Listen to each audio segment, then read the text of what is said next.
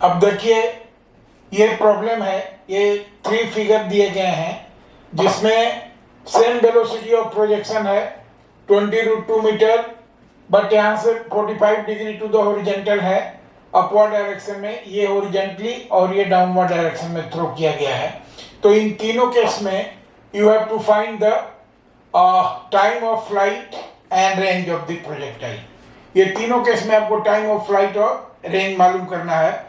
तो आइए एक एक करके करते हैं। सबसे पहला काम हमारा क्या होगा? सबसे पहला काम हमारा होगा कि हम इस वेलोसिटी को रिजोल्व कर लें।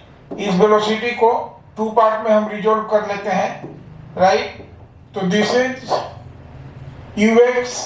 ux कितना हो जाएगा? ux will be equal to 20√2 and cos 45 is 1/√2, right.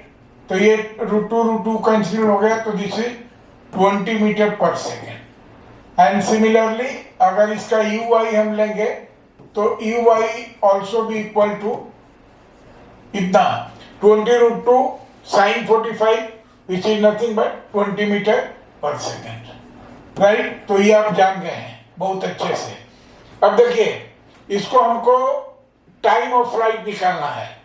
तो सबसे पहले आप जानते हैं कि जब आप इसको प्रोजेक्ट करेंगे अपवर्ड डायरेक्शन में तो इसकी वेलोसिटी 20 मीटर है और g कितना है? g is equal to -10 meter per second square.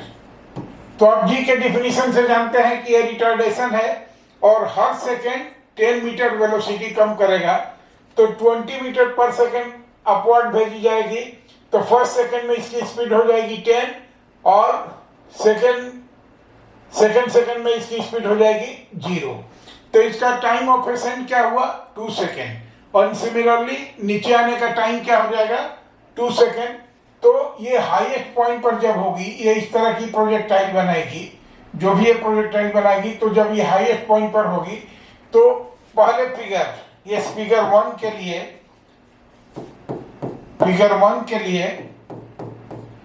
क्या हो जाएगा? देखिए फिगर 1 के लिए टाइम ऑफ फ्लाइट हो जाएगा। देखिए यहां पर टाइम ऑफ एसेंट यहां से यहां तक आने का, अगर इसको ये करें तो ये ऊपर जाके फिर यहां तक आके और ऐसे गिरेगा, राइट। तो यहां से यहां तक का टाइम हो गया 2 + 2 4 second, right. 4 second and plus अब यहां से नीचे आने का टाइम है, तो यहां से नीचे आने का टाइम कैसे आप कैलकुलेट करेंगे? देखिए आप जानते हैं कि ये वेलोसिटी 20 मीटर पर सेकेंड ऊपर है, तो यहाँ आकर के ये वेलोसिटी डाउनवर्ड डायरेक्शन में हो जाएगी, राइट। ये वेलोसिटी हो जाएगी डाउनवर्ड डायरेक्शन में कितना? 20 मीटर पर सेकेंड, राइट। तो आप देखिए आप h गिवन है h, तो h इज इक्वल टू यानी 60 इज इक्वल टू कितना हो जाएगा? ut 20t plus half gt square, तो half g is 10 and t square, right. अगर इसको आप सोल्व कर लेते हैं तो दिस इज 5। तो देखिए अगर t इक्वल टू 2 सेकेंड रखते हैं तो this is 40 and this is 20, तो this will give t is equal to 2 second. आप ऐसे सिंपली कर लेंगे, आपको एक्सपीरियंस हो जाएगा इतना ही करने के बाद में कि बहुत ज़्यादा कैलकुलेशन करने की जरूरत नहीं होगी। तो इसका टोटल ऑफ टाइम कितना हो गया? यहाँ से यहाँ तक 4 सेकेंड और यहाँ से यहाँ तक 2 सेकेंड, राइट। तो टोटल टाइम ऑफ फ्लाइट हो गया इसका 6 second, right. This is time of flight. ये फर्स्ट पार्ट का आंसर हो गया 6 सेकेंड, क्लियर है। अब सेकेंड चीज क्या है? Range, right. तो जब इसका रेंज आप कैलकुलेट करेंगे तो रेंज क्या है? देखिए इसकी horizontal speed 20 meter per second है और टाइम ऑफ फ्लाइट कितना हो गया? कितनी देर तक ही है? 6 सेकेंड तक एयर में है, तो इंटू 6, तो this will be 120 meter. This will be the answer, right. अब आइए सेकेंड प्रॉब्लम की बात करते हैं। इसमें 20 मीटर पर सेकेंड से ये है, तो जाहिर सी बात है कि इसकी वर्टिकल डायरेक्शन में स्पीड क्या हो जाएगी? Zero, right. वर्टिकल डायरेक्शन में इसकी स्पीड जीरो हो जाएगी। तो अगर इसके टाइम ऑफ फ्लाइट की हम बात करें, राइट, तो कौन सा फॉर्मूला यूज करेंगे?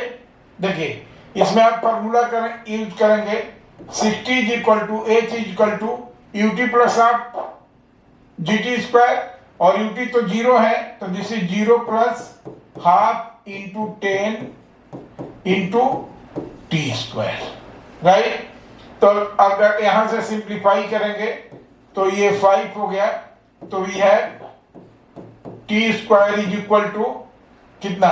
60/5, 60/5 which is equal to 12, and therefore t will be equal to कितना हो जाएगा?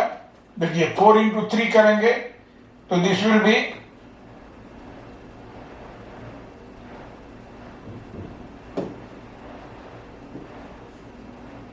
4 into 3, तो this will be 2√3 second, right.